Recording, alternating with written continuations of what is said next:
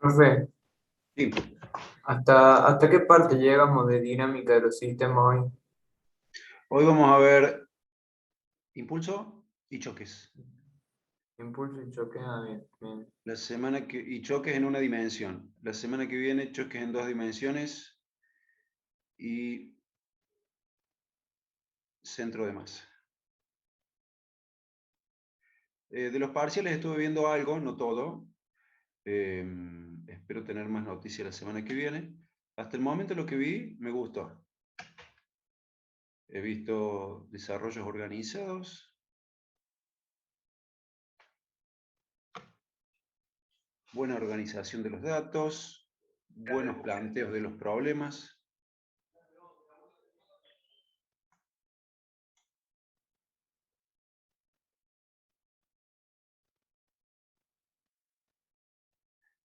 Bien.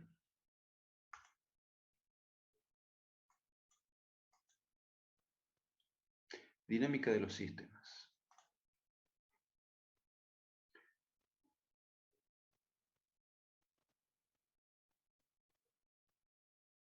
Empecemos por el impulso. La definición del impulso. Impulso de una fuerza. Esto se aplica cuando tenemos un objeto que lo podemos modelar como masa puntual y sobre este objeto se aplica una fuerza, por lo general bastante grande, por un intervalo de tiempo breve, mucho menor que un segundo.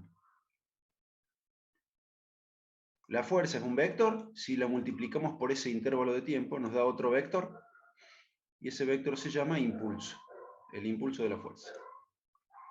La unidad es Newton por segundo. Si hacemos un análisis, eso lo estamos viendo en la ecuación 1.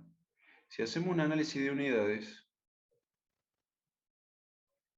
acá en la expresión 2, desarrollamos Newton, que es kilogramo, o sea, unidad de masa por aceleración, multiplicada por unidad de tiempo, nos queda unidad de masa multiplicada por velocidad. Entonces, podemos definir la cantidad de movimiento. P, vector. Ese vector es igual a masa por velocidad. Si nosotros tenemos una masa que podemos modelarla como masa puntual, y esa masa tiene una velocidad,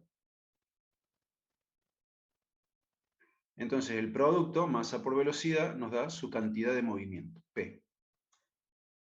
La unidad queda unidad de masa por unidad de velocidad, tal cual había quedado el impulso.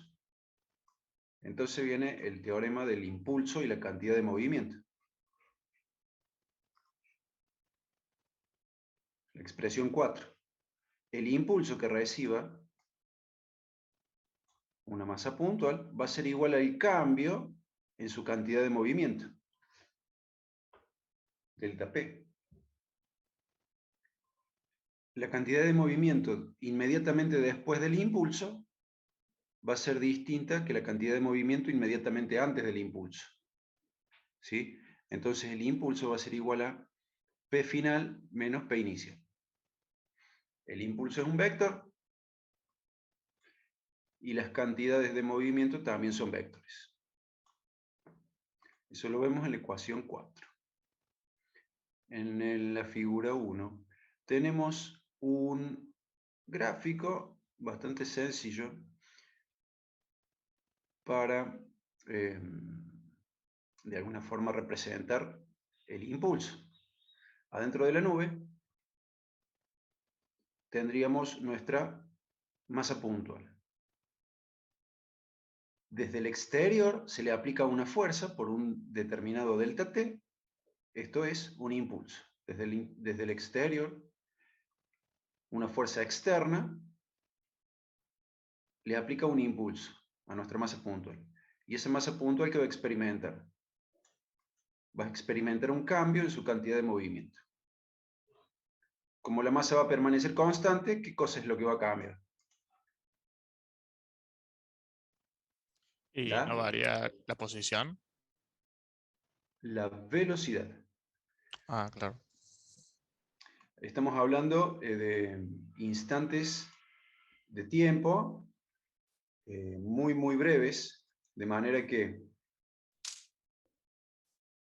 la velocidad la consideramos inmediatamente antes del impulso o inmediatamente después. El impulso transcurre en un periodo de tiempo muy breve, menor de un segundo. Entonces nosotros podemos asegurar que la masa puntual no se mueve, no cambia de posición durante el impulso. ¿Sí? Claro, o sea, recibe una fuerza, pero no lo suficientemente grande como para moverlo. O lo que se mueve es muy pequeño. Podemos considerar este modelo como que no se mueve. Recibe el impulso, ese impulso hace cambiar su velocidad. Entonces vamos a tener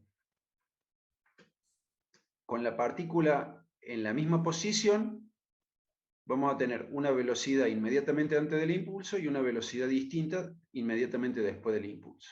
Esa es la idea. Choques. Ahora, hablando de choques, estaríamos hablando de dos partículas de masa puntual que interactúan entre sí por medio de choques.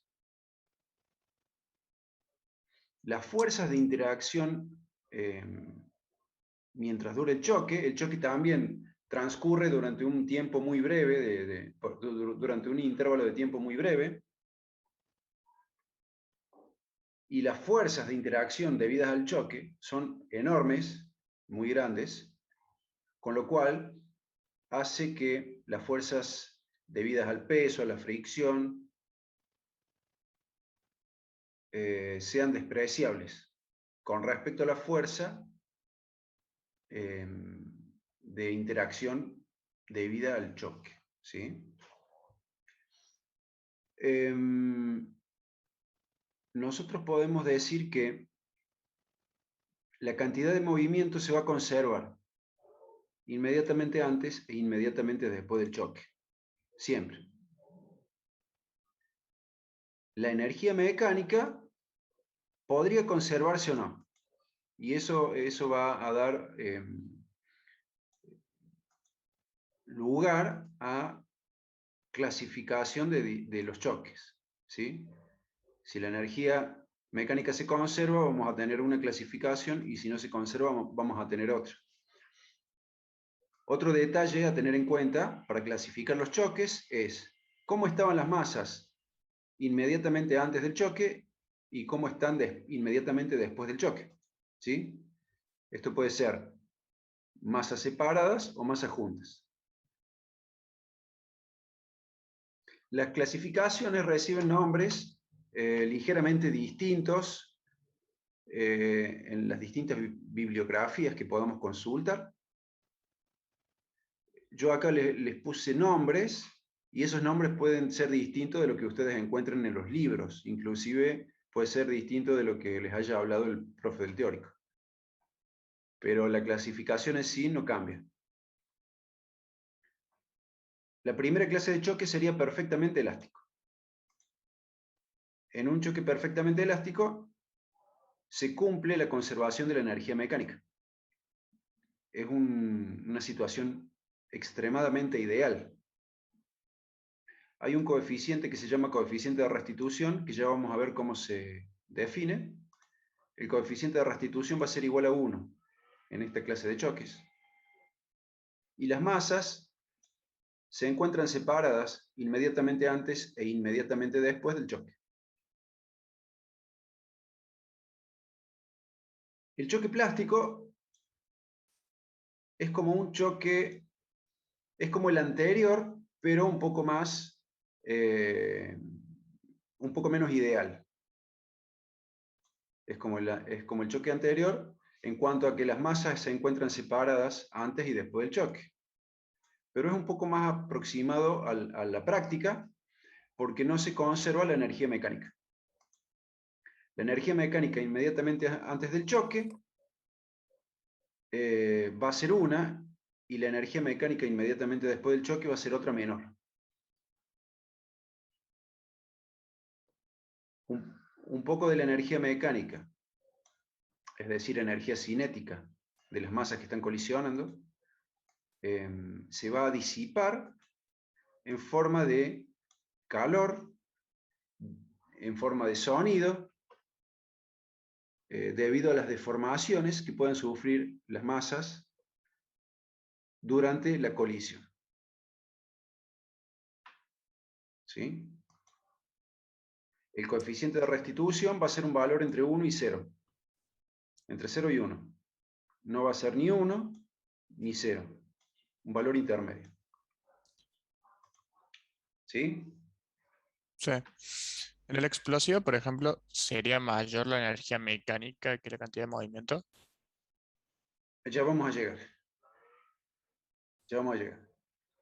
El choque perfectamente plástico se caracteriza porque las masas están separadas antes del choque y después del choque quedan unidas. Esto podría ser dos autos que se chocan y quedan enredados. El coeficiente de restitución es igual a 0, lo cual no nos sirve de nada. Y bueno, la energía mecánica no se conserva. ¿Por qué? Porque la energía cinética que tenían los móviles antes de la colisión se va a disipar en parte debido a calor, deformaciones, sonido. ¿Sí? Y ahora vamos con el choque explosivo. En los libros que yo consulte, el choque explosivo no está. Pero bueno, acá lo vamos a tener en cuenta. La característica es que las masas están unidas al principio. Debido a una explosión, se separa en fragmentos. Entonces vamos a tener masas separadas después de la explosión. Y fragmentos volando para todos lados. Tápense la cabeza porque les puede caer encima. La cantidad de energía mecánica no se conserva porque, como decía el compañero, vamos a tener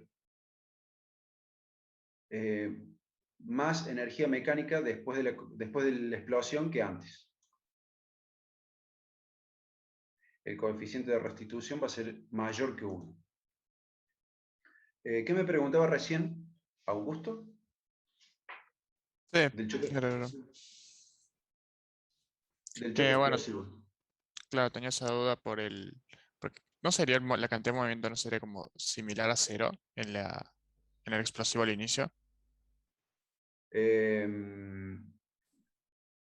Claro, la cantidad de movimiento al inicio podría ser 0. Podría ser 0. O no. Lo importante es que se conserva. Y ya vamos a ver cómo resulta esto numéricamente. Ok. Bien. Coeficiente de restitución. Acá está la definición matemática. Arriba tenemos velocidad 1 final menos velocidad 2 final. Y abajo tenemos velocidad 1 inicial menos velocidad 2 inicial. Esto significa más o menos que la velocidad con la que las masas se aproximan estaría en el denominador, y la velocidad con la que las masas se alejan en el numerador. Para el choque perfectamente elástico que vimos al principio, el coeficiente de restitución vale 1, con lo cual la velocidad con la que se aproximan va a ser igual a la velocidad con la que se alejan después del choque. En el choque explosivo, las dos masas quedan unidas al final. No, perdón. En el choque perfectamente plástico, las masas quedan unidas al final, por lo tanto no hay velocidad de alejamiento. O sea, la La velocidad velocidad, final será 0. la velocidad final no es de 0, pero lo que son iguales. Si dos masas se chocan y quedan unidas, la velocidad final va a ser igual de ambas masas. Entonces, eso te hace un 0 acá en el numerador, por lo tanto, el coeficiente de restitución es igual a 0. Lo cual no sirve de nada para obtener ecuaciones. En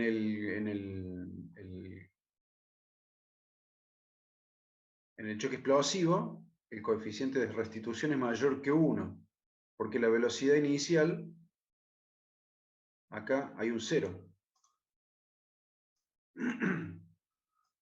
Como las dos masas están unidas al principio, comparten la misma velocidad, entonces acá hay un 0.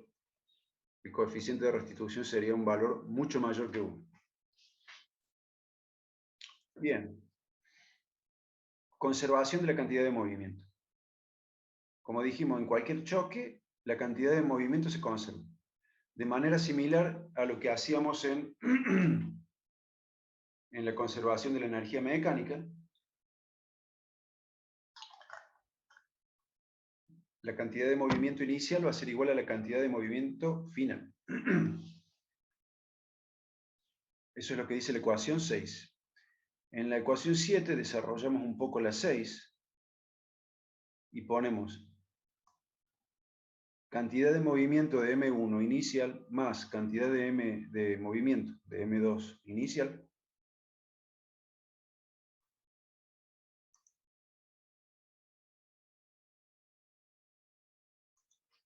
sería esto.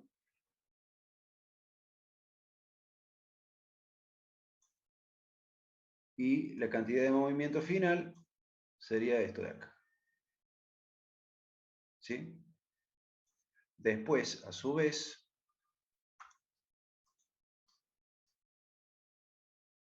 la cantidad de movimiento de M1 inicial es M1 por velocidad 1 inicial.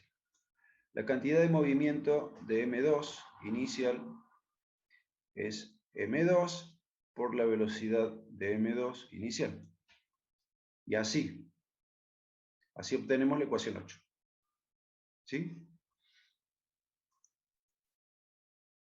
Por último, en la figura 2, tenemos una representación bastante sencilla de lo que sería un choque.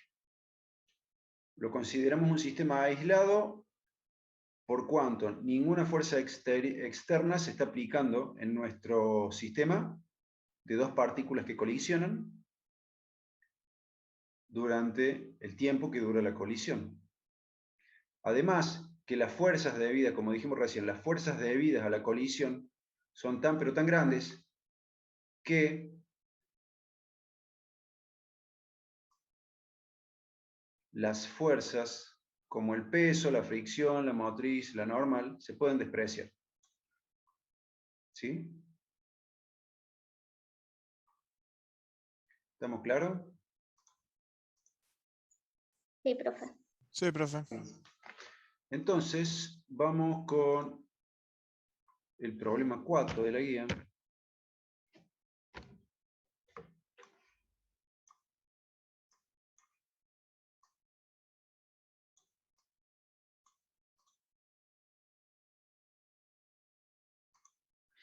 Dice, una pelota con una masa de 100 gramos se deja caer desde una altura HI igual 2 metros por encima del piso.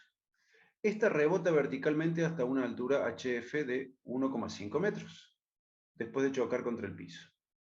Calcular la cantidad de movimiento de la pelota inmediatamente antes y después de la colisión. Determine la fuerza ejercida por el piso sobre la pelota, suponiendo un tiempo de colisión de 10 a la menos 2 segundos.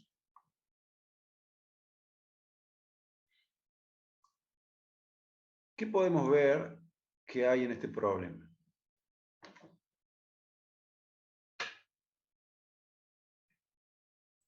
Es como un tiro de caída libre. Hay una caída libre. ¿Quién va en caída libre? Una pelota con 100 gramos de peso. Bien, muy bien. ¿A esa pelota la podemos modelar como una masa puntual? Sí. Sí. La podemos modelar como una masa puntual. ¿Contra quién va a chocar la pelota? Contra el suelo. Contra el suelo. ¿Al suelo lo podemos modelar como una masa puntual?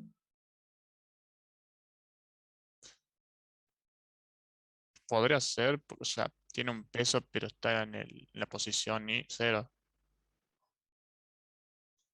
No sé si se entiende, o sea, estaría uno en una altura cero, pero si vos lo levantás, tiene un peso el suelo. No sé si se entendió, creo que no. Dame un segundito que me están golpeando la puerta. Mientras tanto, piensen lo que dijo el compañero.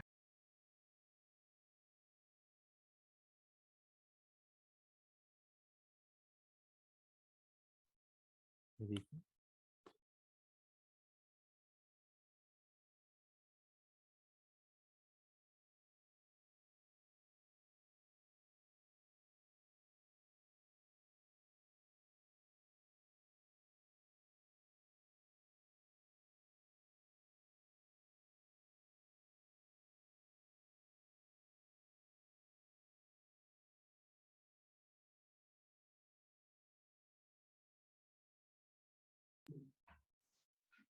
Bien, entonces, ¿al piso lo podemos modelar como masa puntual?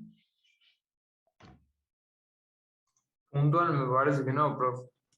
Creeríamos que no, porque el piso pertenece al planeta Tierra y el planeta Tierra tiene una masa bastante muy grande, bastante distribuida, y en el fenómeno de la pelota que rebota contra el piso, no es posible modelar el piso como una masa puntual.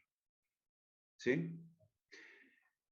Entonces, tenemos una masa puntual que se choca contra algo y rebota. ¿Qué modelo les parece a ustedes que deberíamos aplicar a un problema como este? Acabamos de ver dos tipos de modelos. El modelo de impulso y cantidad de movimiento y el modelo de choques, conservación de la cantidad de movimiento.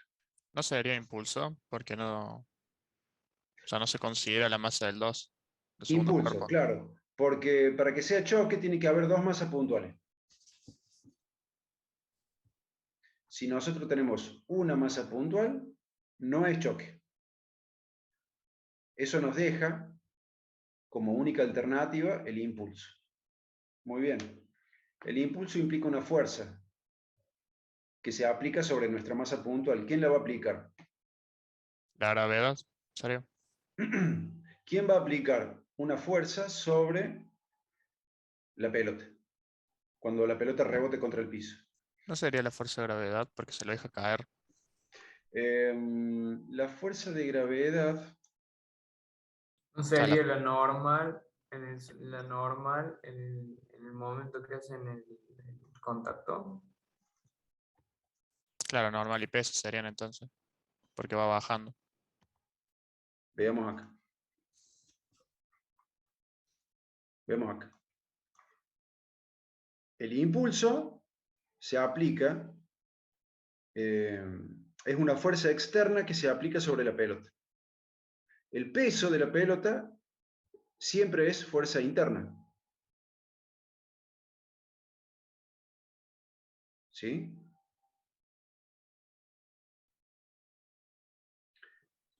Claro.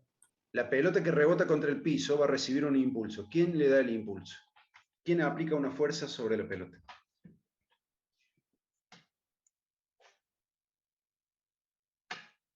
Ah, acá lo dijo alguien. El suelo. Lo dijo Facundo Montivero. El suelo se opone a la pelota y le devuelve fuerza que la hace subir. ¿Sí? Entonces, el suelo es quien le va a aplicar el impulso a la pelota. Muy bien. Entonces vamos a hacer un modelo de impulso. Aparte, fíjense acá en el enunciado nos está hablando de que el tiempo de la colisión es de 10 a la menos 2 segundos. ¿Sí? Ahí Claro, nos da el tiempo, si no nos daría la velocidad, supongo, ¿no? nos daría otros datos.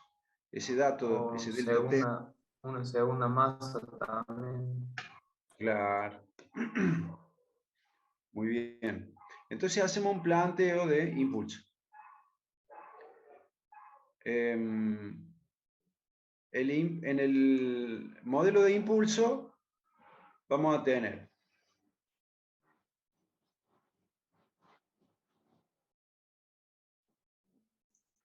el impulso, que implica una fuerza que se aplica durante un determinado delta T.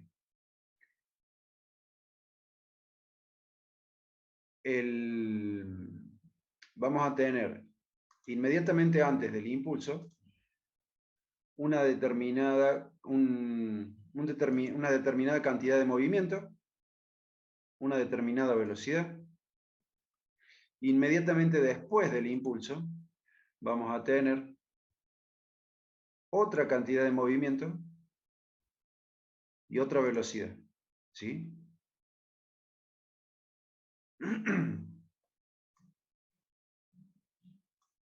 Entonces, acá estamos dibujando a la izquierda la situación A. La situación A es cuando dejamos caer la pelota. Por definición, la velocidad en A va a ser igual a 0. La altura en A es de 2 metros. Hasta que llegue al piso, va a experimentar un movimiento de cinemática. ¿De qué tipo? Ya lo dijo alguien. Caída libre, ¿sí? Cuando llegue a B, al instante B, inmediatamente antes de chocar contra el piso, va a tener una velocidad B determinada. Durante el intervalo de tiempo de 0,01 segundo que se produce el choque de la pelota contra el piso le aplica una fuerza a la pelota. Durante ese tiempo, esto es un impulso. Debido a ese impulso, observen cómo la velocidad en B, inmediatamente antes del choque, cambia drásticamente a la velocidad en C, inmediatamente después del choque. En cuestión de 0,01 segundo, la velocidad cambió de dirección. Ya vamos a ver los valores. Pero en principio ya podemos ver que cambio de dirección. Venía con velocidad para abajo, sale con velocidad para arriba. Ese es el instante C, inmediatamente después del impulso. Y después tenemos el último instante, el D, cuando la pelota llega a una altura de 1,5 metros. Entre C y D, ¿qué clase de movimiento hay de la cinemática? ¿A qué se parece? Tiro vertical. A un tiro vertical. Muy bien. Este tiro vertical, cuando la pelota llega a su altura máxima, ¿qué velocidad va a tener? Cero. Va a ser 0, porque Cero. ¿Sí? Para la altura máxima la velocidad es igual a 0. Muy bien. Muy bien. Entonces ahí tenemos nuestro dibujo. Podemos diferenciar 5 situaciones. A, B, el impulso, la situación C y la situación D. La organización de los datos, ¿sí? Una columna, lo que hay inmediatamente antes del choque, antes del impulso, el impulso y lo que hay inmediatamente después del impulso. ¿Qué es lo que cambia? Cambia la velocidad, cambia la cantidad de movimiento. La masa no cambia. Vamos a revisar el enunciado.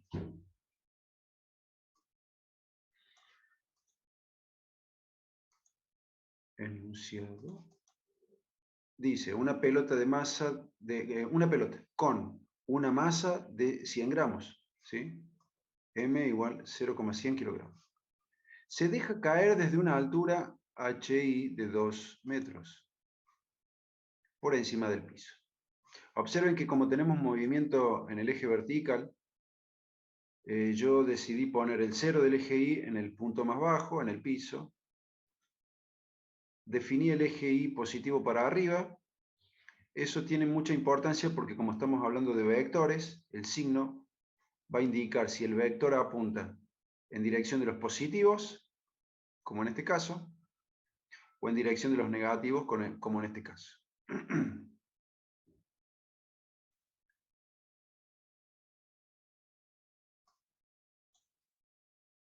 La pelota rebota verticalmente hasta una altura HF de 1,5 metros después de chocar contra el piso. Calcular la cantidad de movimiento de la pelota inmediatamente antes y después de la colisión. Tenemos que determinar PB y PC. Determine la fuerza media ejercida por el piso sobre la pelota, suponiendo un tiempo de colisión de 10 a la menos 2 segundos. Esto es 0,01 segundos.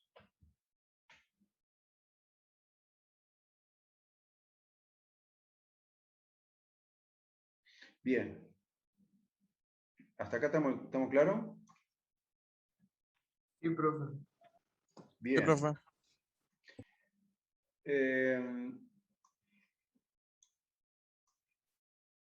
Como estamos hablando de impulso, lo primero que hice fue escribir las dos definiciones de impulso. El impulso como fuerza por delta T y el impulso como el cambio de cantidad de movimiento.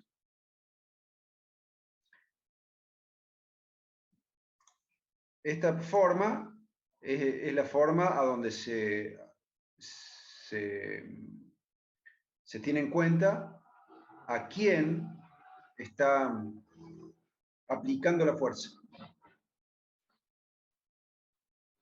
Esta forma del impulso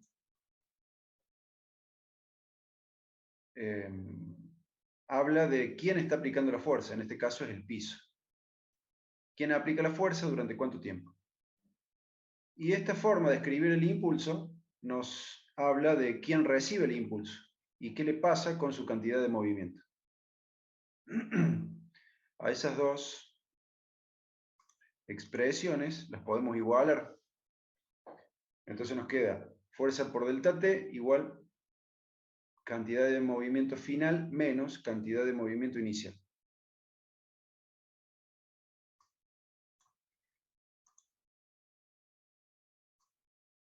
Despejamos la fuerza, que es la incógnita. Nos queda que la fuerza es igual a cantidad de movimiento final menos cantidad de movimiento inicial dividido delta T.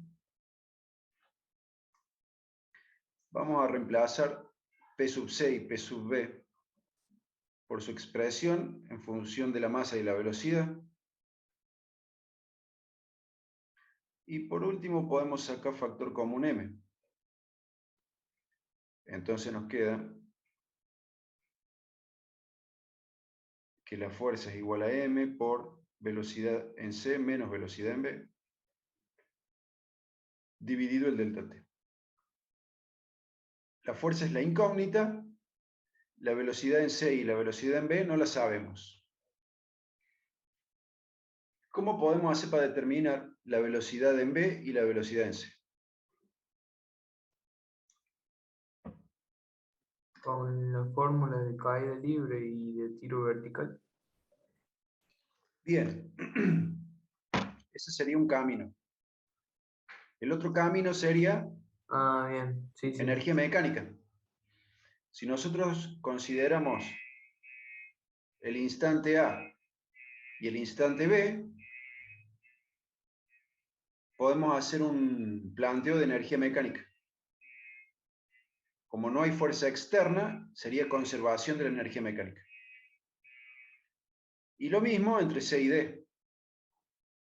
Podríamos hacer la conservación de la energía mecánica entre C y D. De cualquiera de esas dos maneras, cinemática o energía mecánica, podemos obtener la velocidad en B y la velocidad en C. Lo van a hacer ustedes. Acá están los resultados. Yo no lo agregué a esta presentación porque me quiero concentrar en el impulso. Entonces acá tenemos la velocidad en B, 6,26, con signo negativo porque apunta hacia abajo, en la dirección de los y negativos. Y la velocidad en C, 5,42, apuntando hacia arriba. Signo positivo. ¿Sí? Bien. Cuando llegamos hasta ese punto, reemplazamos los números.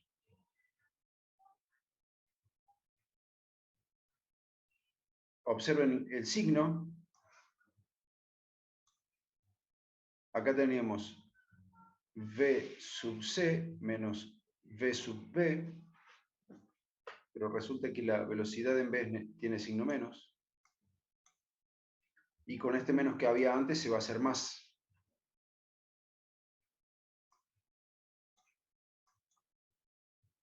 Y resulta que la fuerza que aplica el suelo a la pelota es de 117 newton. ¿Me siguieron hasta acá? Sí, profe. ¿Se entendió? Bien. Acá estoy calculando el peso de la pelota, M por G.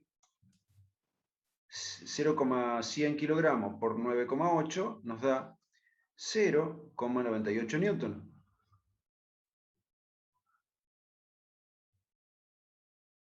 ¿Sí? Y eso resulta que la fuerza que aplicó el piso sobre la pelota fue mucho mayor que el peso de la pelota. ¿Correcto? Eso es para comprobar lo que decíamos antes, que las fuerzas del impacto son tan pero tan grandes que las fuerzas como el peso, la fricción, la motriz, la normal, etc., se pueden despreciar.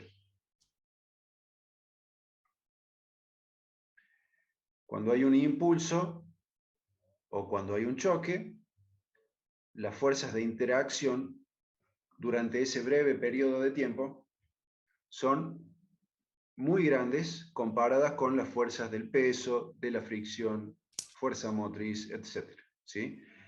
Y nosotros, para verificar que estamos haciendo bien las cosas, que está bien planteado nuestro modelo de impulso, bien podríamos hacer esto para verificar.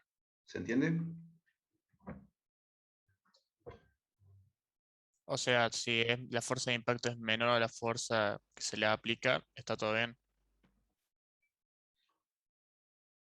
Claro, si la fuerza de impulso que nosotros hemos calculado es mucho mayor que las otras fuerzas, entonces nuestro modelo está bien aplicado. Ok. Si nos diera una fuerza de impulso Claro, por ejemplo, de menor, que. menor que la fuerza del peso, entonces en ese caso o estamos calculando mal o no sería lo más apropiado el modelo de impulso. ¿Sí? Ujú, entiendo. Bien. Lo que restaba por determinar era...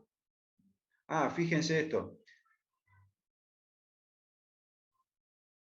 El signo de la fuerza, positivo,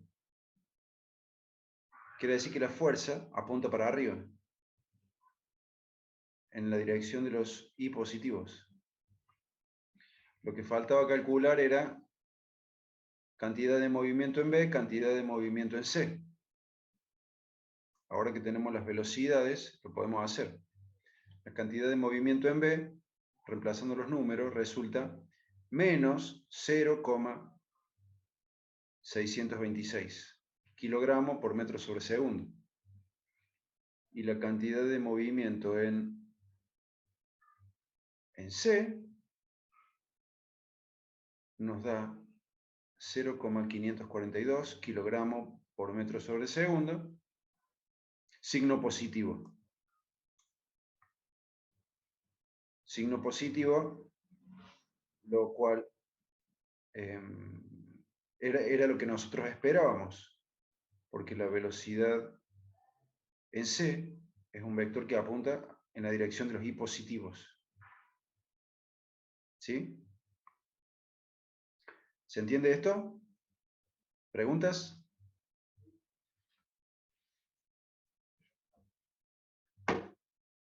Profe, duda, ¿qué sería el PC y el PB? O sea, se me olvidó eso.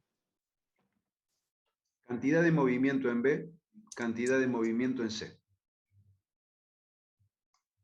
Acá está la definición. Claro, claro. Masa por No, claro. velocidad. Claro, porque me estaba sabiendo que era el peso y dije, no, no puede ser el peso, porque son distintos. Encima no correspondería a Claro, las unidades. sí, entiendo. Muchas gracias. Claro, y fíjate que la unidad, ¿cómo quedó? Masa por velocidad. Cantidad de movimiento. Es una P minúscula. Por lo general, cuando para representar el peso le ponemos P mayúscula. Bien. Si esto está claro,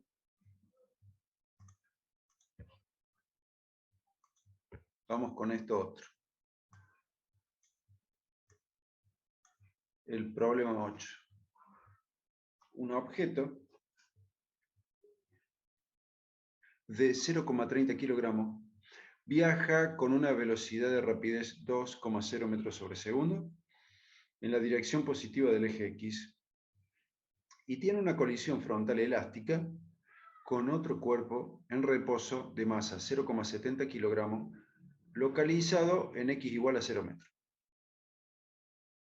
¿Cuál es la distancia que separa los cuerpos colisionados 25 segundos después del encuentro? ¿A qué se parece esto?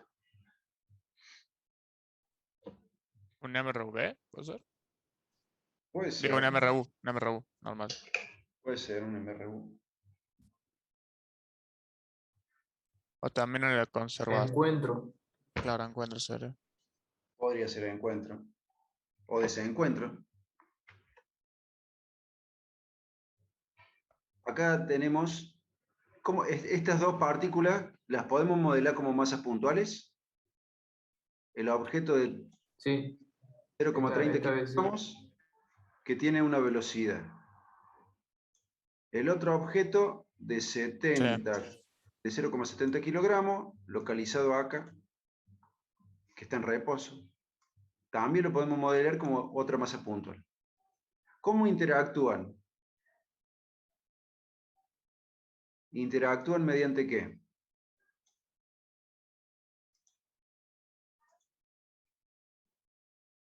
Una colisión, choque. Interactúan mediante colisión. Entonces, si tenemos choques entre dos masas puntuales, ¿qué modelo podemos aplicar?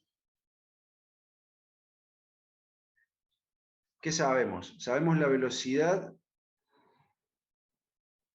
de ambos inmediatamente antes del choque. Nosotros tenemos que determinar qué distancia separa los cuerpos colisionados 25 segundos después del encuentro. Para saber esta distancia, ¿qué necesitamos saber?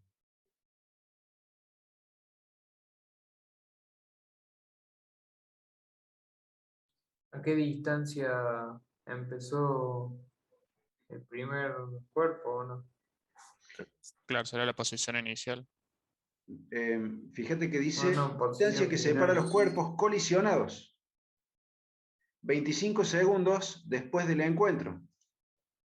Es decir, 25 segundos después de que se choquen.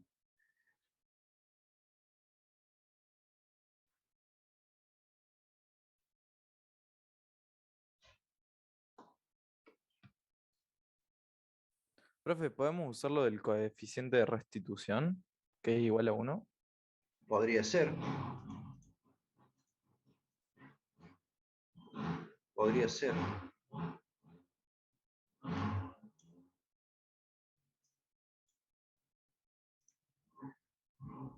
Mira, acá tenemos el bloque que viene con velocidad en la dirección del eje X positivo. Se va a encontrar con otro que está en la coordenada 0 del eje X en reposo. Se van a chocar. Después del choque, ¿qué va a pasar con M2?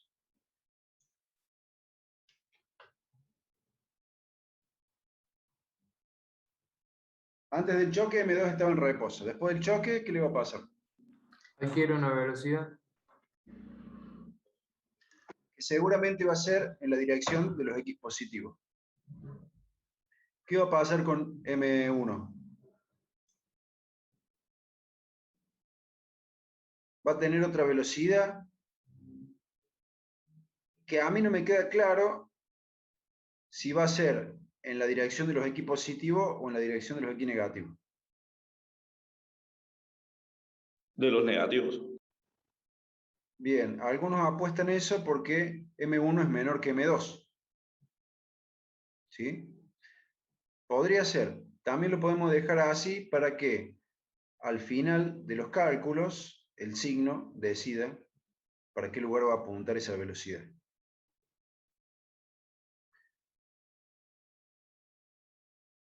Si la incógnita es la distancia que separa a M1 y a M2 25 segundos después del choque,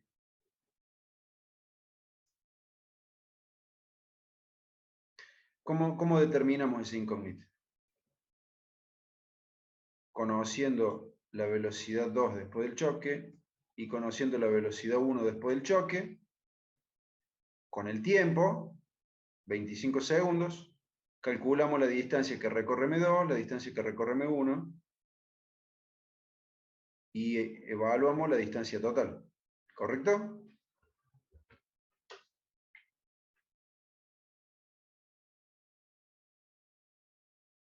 Bien. Entonces, para determinar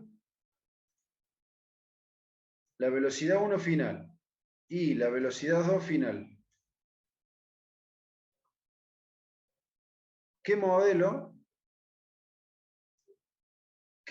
vamos a aplicar?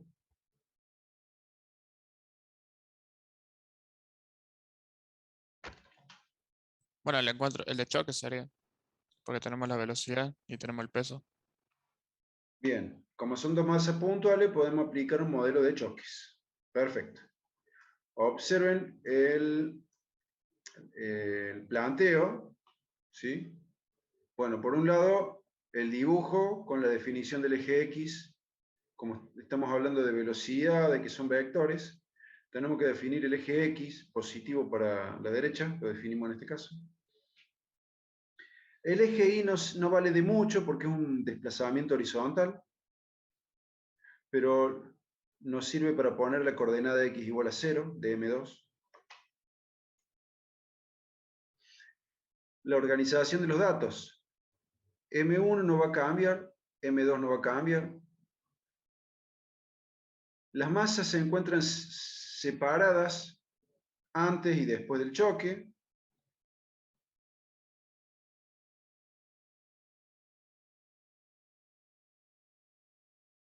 Lo que cambia entre antes y después del choque, ¿qué es? Las velocidades.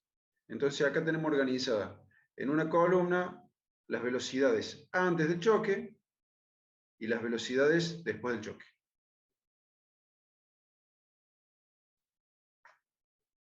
En el enunciado nos dice que nos habla de una colisión frontal elástica.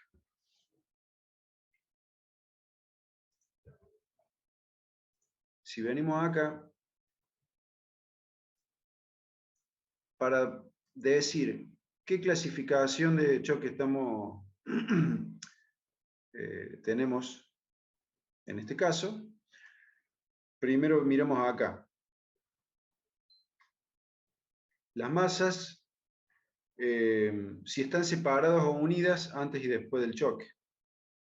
Este caso no es perfectamente plástico, porque las masas quedan unidas después del choque. Tampoco es explosivo. Nos deja dos alternativas: plástico y perfectamente plástico.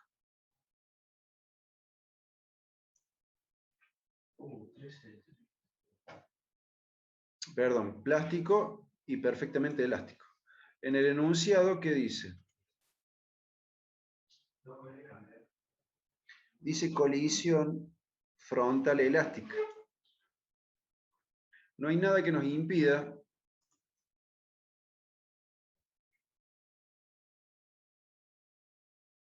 suponer que estamos ante la presencia de un choque perfectamente elástico. Lo que nos da, como decía un compañero, la oportunidad de utilizar esta expresión, coeficiente de restitución igual a 1. Eso nos da una ecuación más.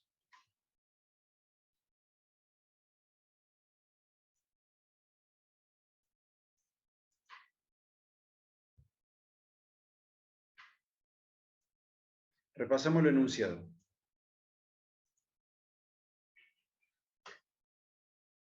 Un objeto de 0,30 kilogramos viaja con una velocidad de rapidez de 2,0 metros sobre segundo en la dirección positiva del eje X.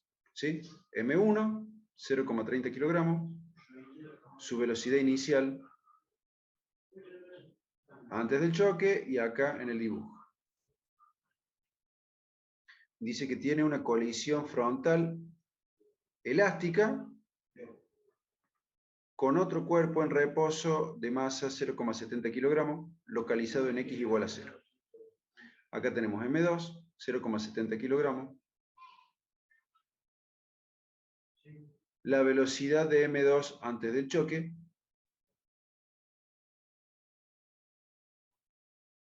acá en el gráfico, la velocidad de M2 era 0. Y el coeficiente de restitución igual a 1. Estamos asumiendo que se trata de un choque perfectamente elástico. ¿Cuál es la distancia que separa los cuerpos colisionados 25 segundos después del encuentro? Esa es la incógnita.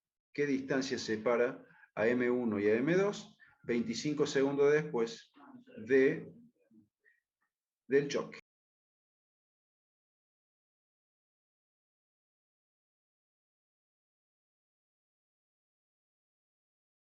¿Me siguen hasta acá? Sí, profe.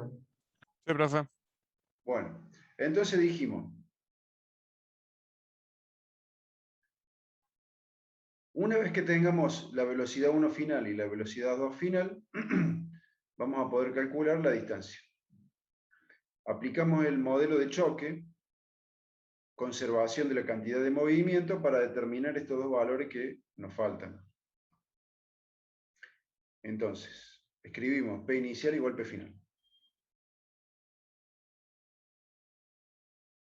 Desarrollamos la cantidad de movimiento inicial, por un lado, la cantidad de movimiento final por el otro. ¿Sí?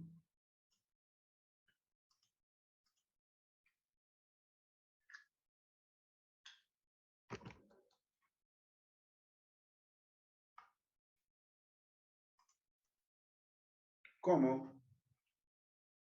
La velocidad de M2 inicial es igual a 0, ese término se va. P sub 2 inicial. Ahora escribimos la expresión de cada término. La cantidad de movimiento de M1 inicial. Y del otro lado nos queda la cantidad de movimiento de M1 final y la cantidad de movimiento de M2 final. En esta ecuación tenemos dos incógnitas. Necesitamos otra ecuación.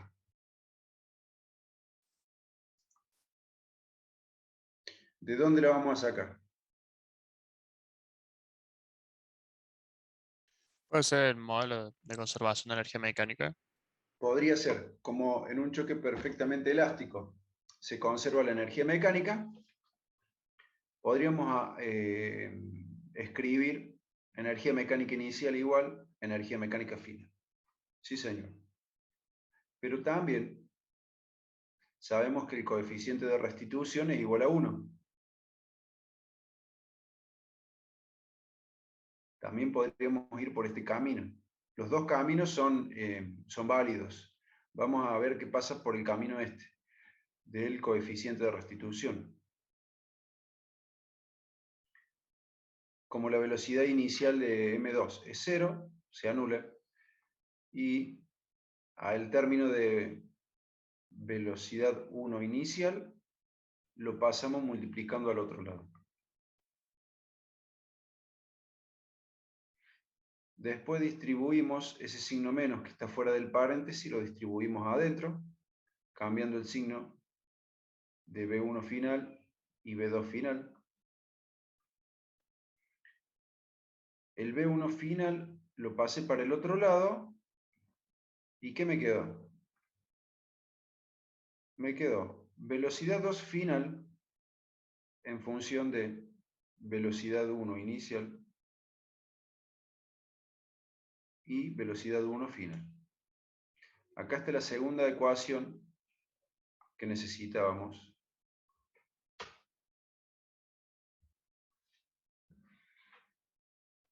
La podríamos haber obtenido por el camino de la energía mecánica.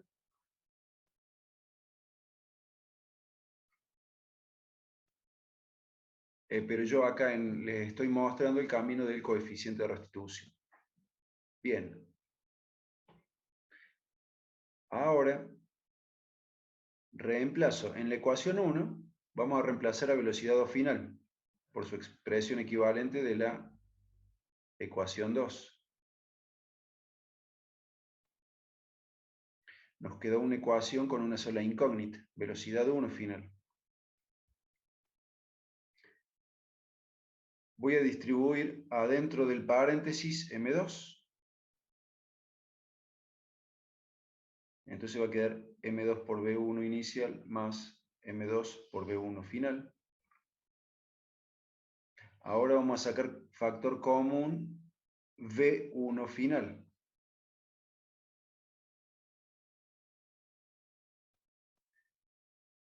Entonces nos queda M1 más M2, factor de B1 final.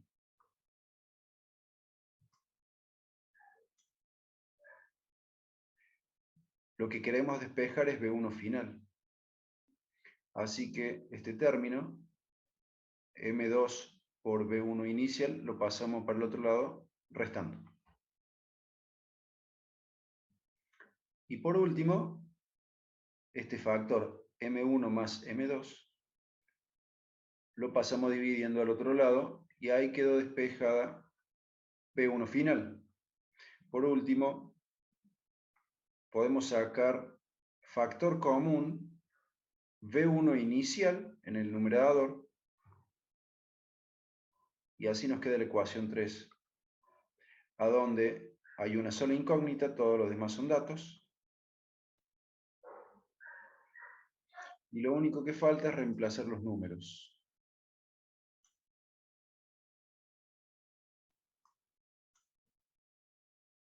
Reemplazamos los valores, y nos dice que velocidad 1 final es igual a menos 0,8 metros sobre segundo. Con lo cual, la velocidad 1 final apunta en el sentido de los x negativos. ¿Me siguieron hasta acá? A mí me dio duda cómo es lo de para calcular velocidad inicial final. O sea, velocidad 1 final. ¿Cómo?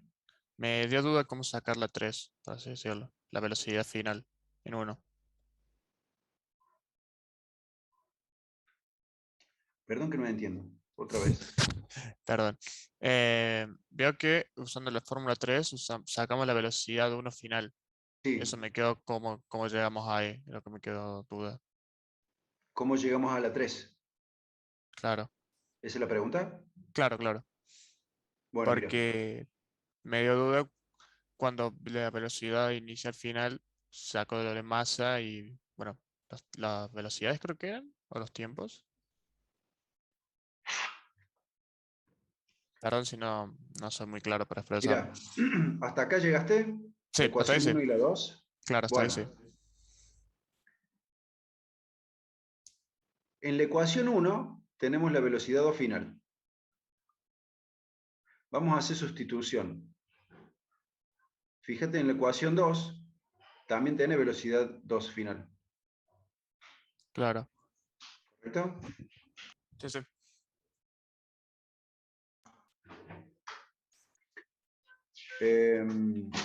Entonces reemplazamos este velocidad 2 final por su equivalente. Velocidad 1 inicial más velocidad 1 final. Y acá nos queda una ecuación con una sola incógnita. ¿Quién es la incógnita? Velocidad 1 final.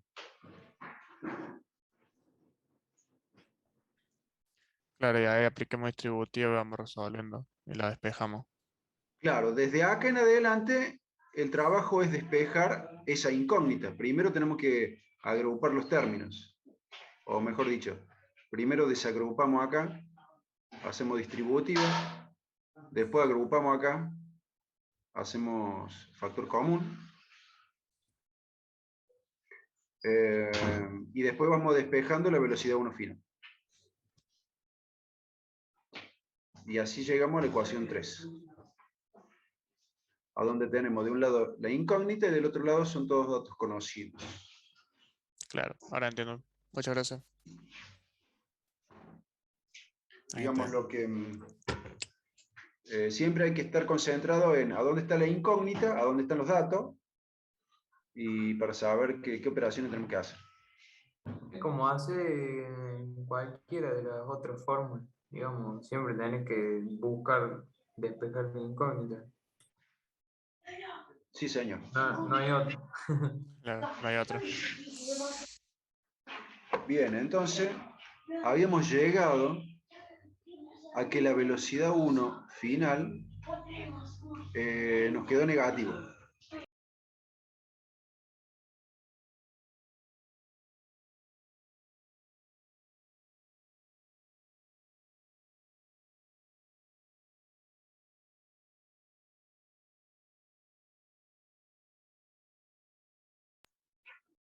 Bien, entonces habíamos llegado a que la velocidad 1 final era negativa. ¿Estamos todos acá?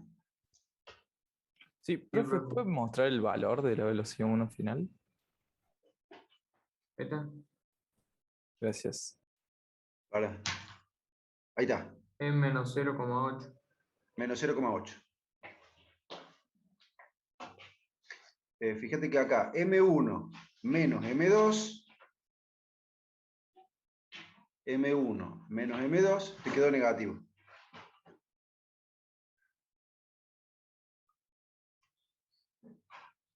Y acá es un número positivo, y B1 inicial es otro número positivo. ¿Sí? Bien. Ahora nos falta la velocidad 2 final. Podemos usar la ecuación 2. Reemplazamos los números. Y nos da 1,2 positivo. Lo cual era lo que nosotros esperábamos. Porque nosotros esperábamos que M2 tenga una velocidad que va hacia la derecha, en la dirección de los X positivos. ¿Se entiende? ¿Preguntas?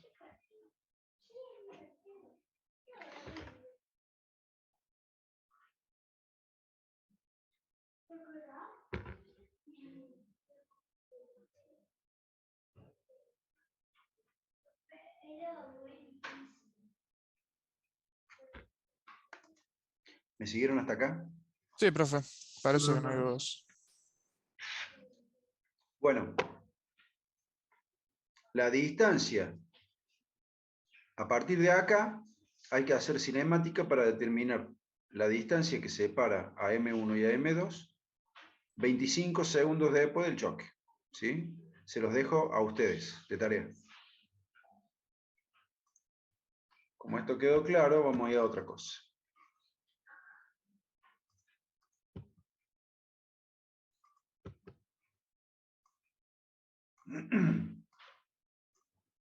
El 11.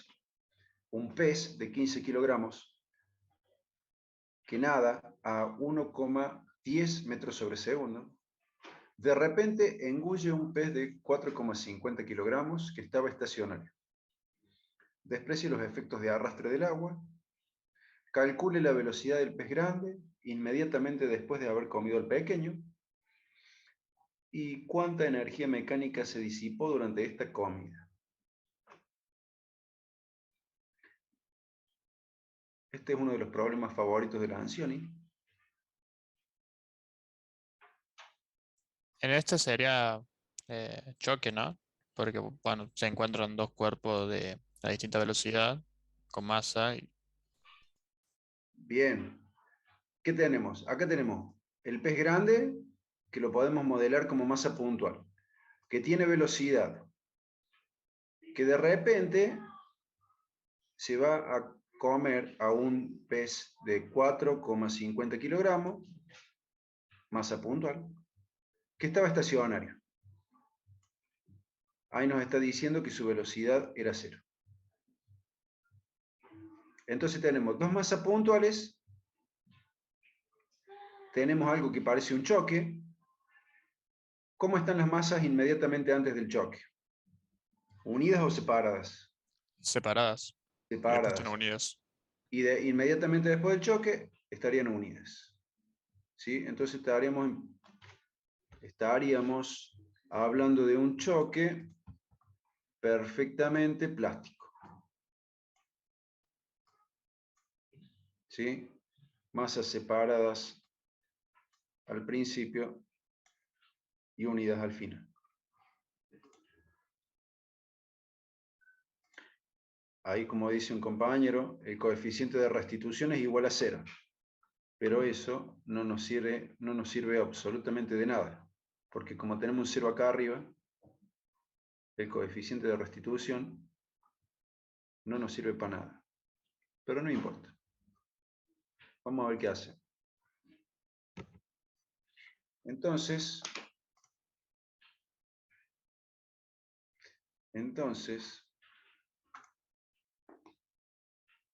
modelo de choque plástico, perfectamente plástico. Dibujo inmediatamente antes del choque el pez grande que tiene su velocidad.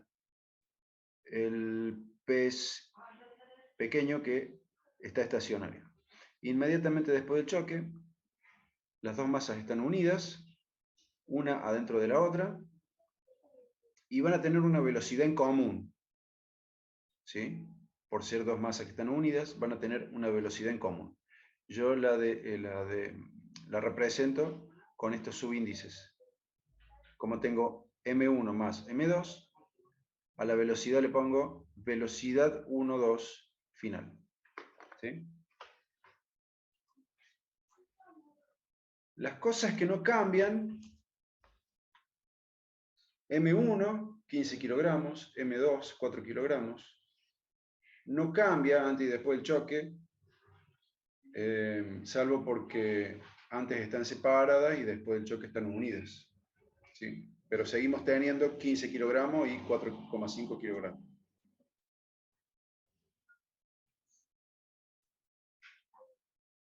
Las cosas que sí cambian antes y después del choque, ¿qué es? La velocidad. Tenemos velocidad inicial de 1 y de 2, y después del choque tenemos una sola velocidad, que es la de ambas masas unidas. Velocidad 1, 2, final.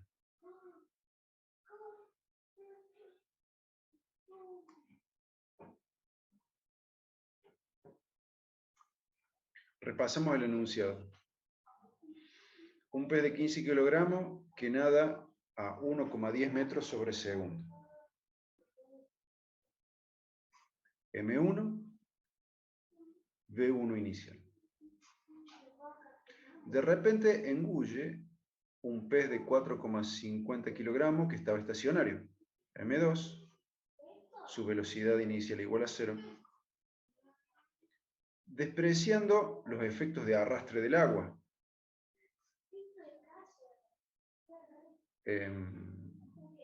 Eso nos estaría sugiriendo que podemos considerar sistema aislado,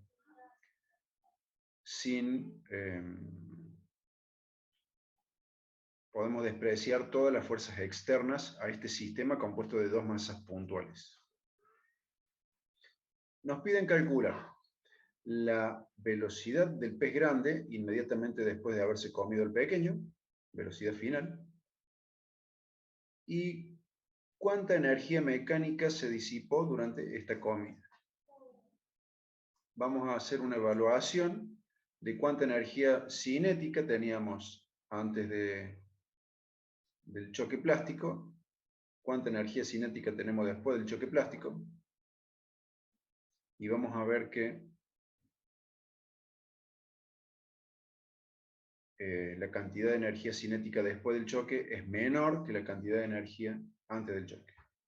Eso siempre va a ser así porque durante el choque se disipa energía en forma de calor, sonido, deformaciones, etc.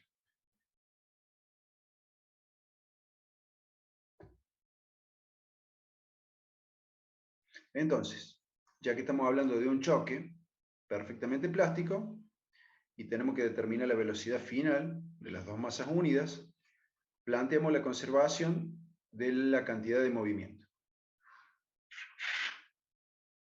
P inicial igual P final. Nuestra incógnita, ¿a dónde está? En el P final. Desarrollamos. El P inicial es igual a P1 inicial más P sub 2 inicial. Y el P final es P12 final. ¿Sí? De las dos masas unidas. La velocidad de M2 era igual a 0 antes del choque. Así que ese término se va. Y nos queda P1 inicial igual P12 final. La incógnita nuestra está dentro de P12 final. Escribimos la expresión de cada término. Nos queda M1 por B1 inicial igual a M1 más M2, las dos masas unidas, por velocidad 1,2 final. La incógnita. Despejamos. Reemplazamos los números. Y nos queda que la velocidad 1,2 final es de 0,846 metros sobre segundo. ¿Está bien hasta acá? Sí, profe. Bien. Y por último nos pedían que calculemos la energía mecánica que se disipa. Como es un sistema aislado, el cambio en la energía mecánica va a ser igual a la energía cinética final menos la energía cinética inicial. No hay resorte, no hay cambio de nivel, porque nosotros decimos que en un modelo de choque,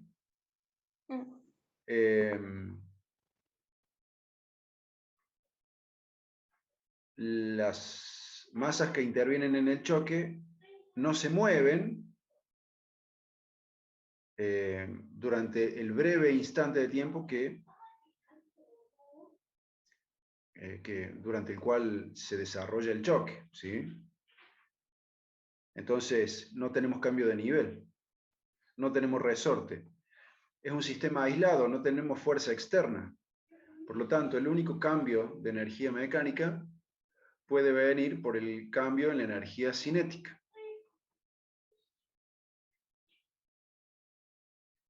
Escribimos la expresión de cada término. La energía cinética final es 1/2 de M1 más M2 por la velocidad 1,2 al cuadrado. Y la energía cinética inicial era un medio de m1 por la velocidad 1 inicial al cuadrado. Esa es toda la energía, toda la energía cinética inicial, porque m2 estaba estacionario. Reemplazamos los números y nos da que el cambio en la energía mecánica es negativo, menos 2,10 joules. ¿Qué significa ese número negativo? Que es energía que sale de nuestro sistema. Nuestro sistema compuesto por M1 y M2. ¿En forma de qué sale esa energía? En forma de calor, ruido, deformaciones, etc. ¿Se entiende? Puede ser que al pesar más ahora el pez grande, digamos, va más lento. ¿Puede decirse eso? Si nosotros lo pensáramos, pensarlo con dos autos. Dos autos que inician antes del choque están separados y después del choque están unidos, están enredados. ¿Sí? Vamos a tener el mismo caso. El cambio en la energía mecánica va a ser negativo.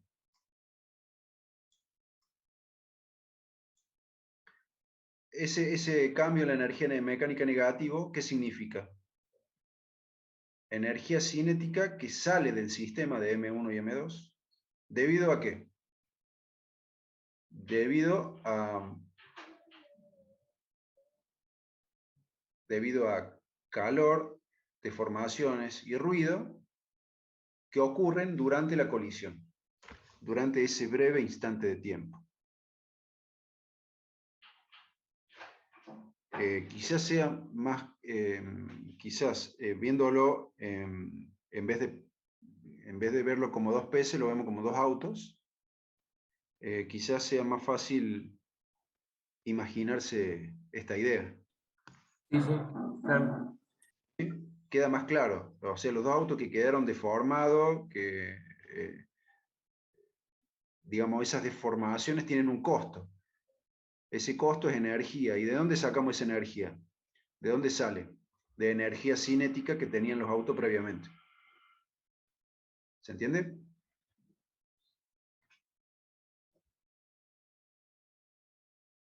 Sí, profe. Bien. Vamos con el último.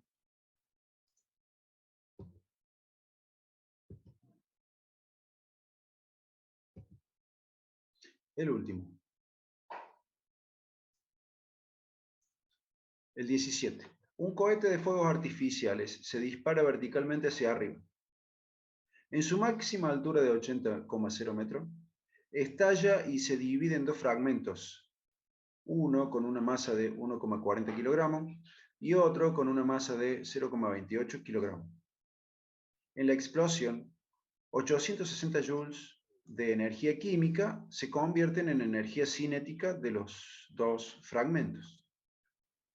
¿Qué rapidez tiene cada fragmento inmediatamente después de la explosión? Se observa que los dos fragmentos caen al suelo al mismo tiempo. ¿Qué distancia hay entre los puntos en los que caen? Suponga que el suelo es horizontal y que la resistencia del aire es despreciable. ¿Sí? ¿Qué tenemos? ¿Qué ven en este problema? Choque de tipo explosivo. Choque explosivo. Muy bien. Tenemos un cohete de fuegos artificiales.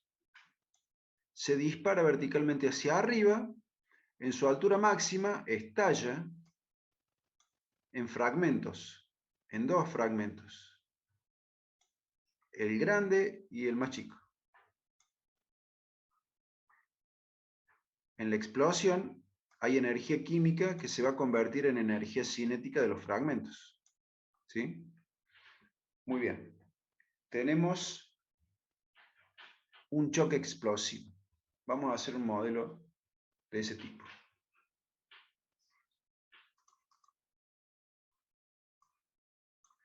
El dibujo.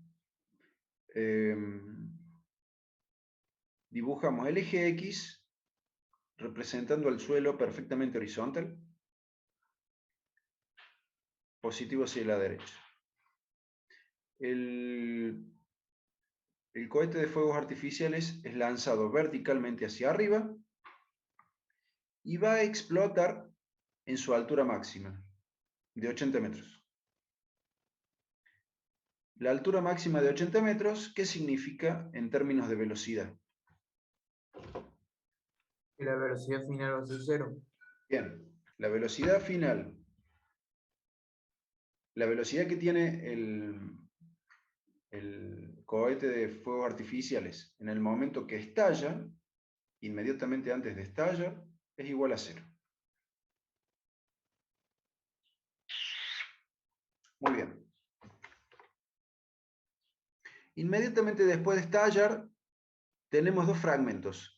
M1, el fragmento grande, y M2, el fragmento chico.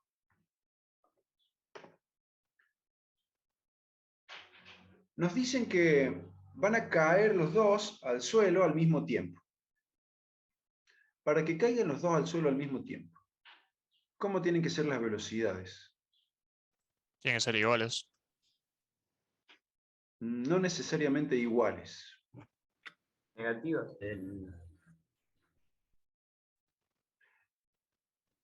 No, ¿Qué digo pasaría que si este sale para allá y este sale para allá? Serían apuestas. ¿Van a caer los dos juntos? No. No. Para que caigan los dos juntos al mismo tiempo, ¿cómo tienen que ser las velocidades? el de la segunda masa tendría que ser mayor. El de la segunda masa.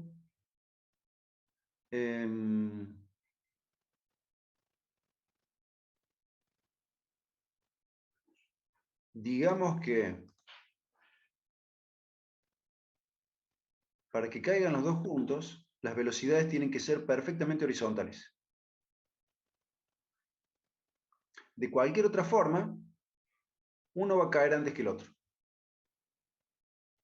sin importar el módulo de la velocidad que tengan. Despreciando, claro, la fricción del aire. ¿Se entiende?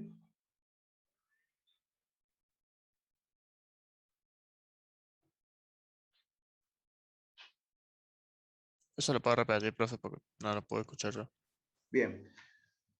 Para que los dos fragmentos caigan al piso al mismo tiempo, las velocidades inmediatamente después del choque tienen que ser perfectamente horizontales.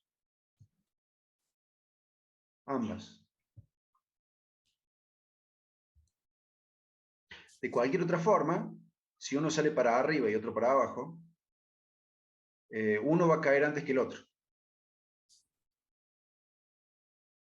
El que salga para abajo va a caer primero y el que salga para arriba va a caer después. Nos están diciendo que los dos fragmentos caen al mismo tiempo. ¿Sí? Sí, sí. Se entendió. Entonces yo dibujé las velocidades, una que va hacia la derecha, el fragmento M2, horizontal, B2 final X. Y la velocidad de M1 hacia la izquierda, perfectamente horizontal, V1 final X.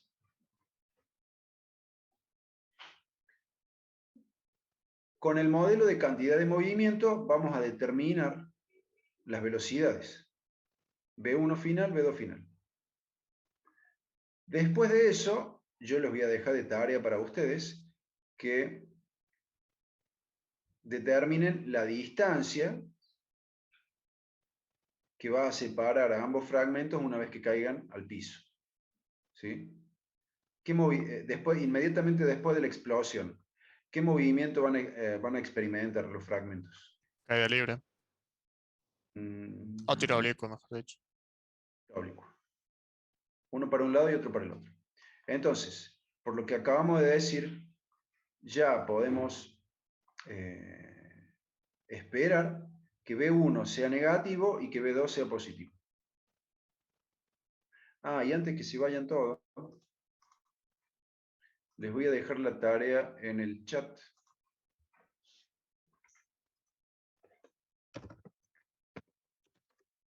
Les dejo de tarea 1, 3, 5 y 7.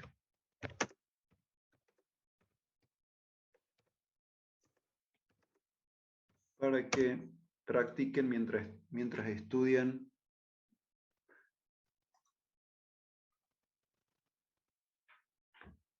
impulso y cantidad de movimiento. Bueno. ¿Sí? La organización de los datos. Lo que cambia antes y lo que cambia después son las velocidades. Velocidad inicial era igual a 0, velocidad final después de la explosión. Lo que no cambia es la masa. M1 y M2 son los fragmentos que están separados después de la explosión y están unidos antes de la explosión. Eso no cambia. Vamos a repasar el enunciado. Un cohete de fuegos artificiales se dispara verticalmente hacia arriba. En su altura máxima de 80 metros, ahí tenemos la velocidad inmediatamente antes del choque, 0. Estalla y se divide en dos fragmentos. Uno con una masa de 1,40 kilogramos, M1. Y otro con una masa de 0,28 kilogramos, M2. En la explosión, 800 joules de energía química se convierten en energía cinética de los dos fragmentos. ¿Sí? ¿Qué rapidez tiene cada fragmento inmediatamente después de la explosión? Se observa que los dos fragmentos caen al mismo tiempo. ¿Qué distancia hay entre los puntos en los que caen? Suponga que el suelo es horizontal y que la resistencia del aire es despreciable. ¿Sí? No hay fuerzas de fricción. Bien. Con esto aplicamos la conservación de la cantidad de movimiento. La incógnita nuestra está en el P final. Desarrollamos. A la izquierda tenemos la cantidad de movimiento de las dos masas unidas en el momento inicial, y a la derecha la cantidad de movimiento de cada fragmento después de la explosión. La incógnita nuestra está adentro de cada término de estos dos. Como la velocidad inicial era 0, ese término se va. Escribimos la expresión de la cantidad de movimiento para M1 y M2 después de la explosión. Ahí aparecen las incógnitas. Despejamos una en función de la otra y así tenemos la ecuación 1. La velocidad 1 final es igual a M2 sobre menos M1 por la velocidad 2 final en X.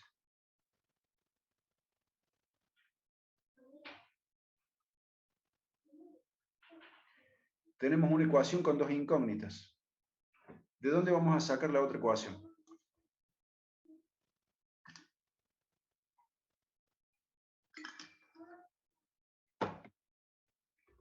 La vamos a sacar de la energía química que se convierte en energía cinética de ambos fragmentos. Entonces la energía química es igual a energía cinética 1 final más energía cinética 2 final. Escribimos la expresión de cada una. Ahí están las incógnitas nuestras. Sustituimos velocidad 1 final por su equivalente de la ecuación 1. ¿Correcto? Sí, Ahora profe. podemos despejar la velocidad 2. ¿Cómo dijo? Ahora podemos despejar la velocidad 2. Claro, porque ahora nos quedó una ecuación con una sola incógnita. Distribuimos el cuadrado adentro del paréntesis, se va ese signo menos, y además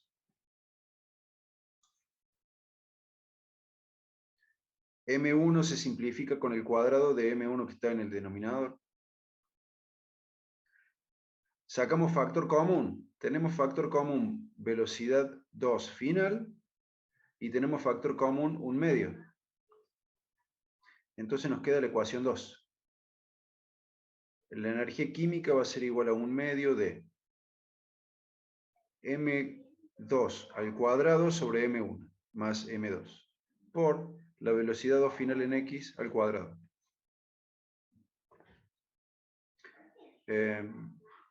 Terminamos de despejar la velocidad 2 final en X y reemplazamos los números. La raíz cuadrada nos va a dar un resultado positivo o negativo para la velocidad 2 final en X.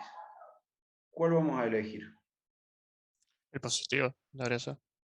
Positivo, porque nuestro vector, tal cual lo habíamos dibujado, nos indica que ese valor tiene que ser positivo. ¿Sí? Apunta en la dirección de los X positivos. Bien. Entonces nos queda más 71,5 metros sobre segundo. Ahora, con la ecuación 1 podemos calcular la velocidad del fragmento grande.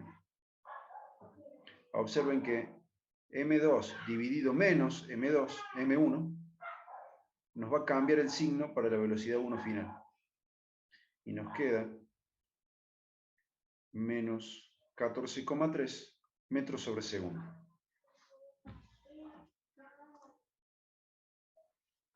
¿Se entiende? Sí, profe. Sí, profe. Claro, Parece daría fácil. negativo porque va en dirección al eje negativo. Claro, como nosotros esperábamos, digamos. Que sea un número negativo. Bueno, gracias por su tiempo, ya me pasé 8 minutos.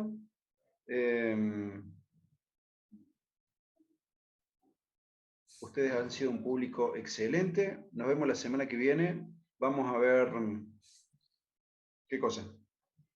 Cantidad de movimiento en 2 dimensiones y centro de masa. En Espero 2 tener... dimensiones, ¿a qué se refiere? ¿A X y Z o sería otra cosa? En 2 dimensiones va a ser en 2 ejes. Fíjate que todos los problemas que vimos hoy, las velocidades están en un solo eje. Ah, claro. X o en el eje Y.